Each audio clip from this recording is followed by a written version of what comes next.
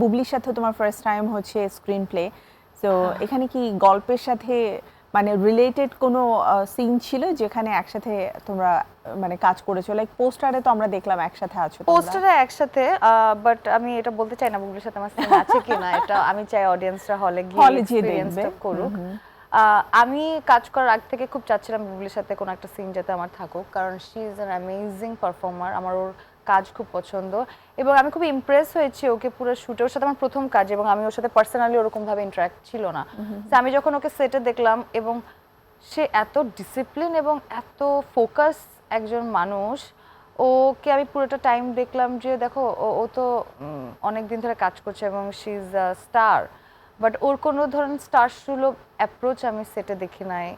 ও time মতো কাজটা করে, টাইম মতো চলে যায় এবং নো ডিমান্ড, এটা খাবো ওইটা খাবো, কোনো মানে যেটা আমরা বলি নায়ক বা নায়িকা সুলভ আচরণ, সেটা একদমই ওর মধ্যে ছিল না। এবং সে কাজটা খুব প্রপারলি তার কাজটা করতো এবং সারাক্ষণ সে তার নিজের মতন থাকতো। এবং মানে আমি জাস্ট ওর থাকে না অরা দেখে খুবই মুগ্ধ।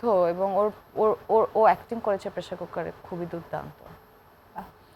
অন্যান্য কো আর্টিস্টদের গল্প শুনতে চাই। অন্যান্য কো আর্টিস্ট অনেকের সাথে আমার নতুন কাজ, যেমন চঞ্চল ভাইয়ের সাথে আমি আগেও কাজ করেছি, বাট আজিজুল হাকিম ভাইয়া, তারপর হচ্ছে বাবু ভাইয়া, মিশা সওদাগর, ওনাদের সাথে আমি প্রথম কাজ এবং খুব কাছ থেকে ওনাদেরকে দেখলাম। তারা তো দুর্দান্ত অভিনেতাই বলবো।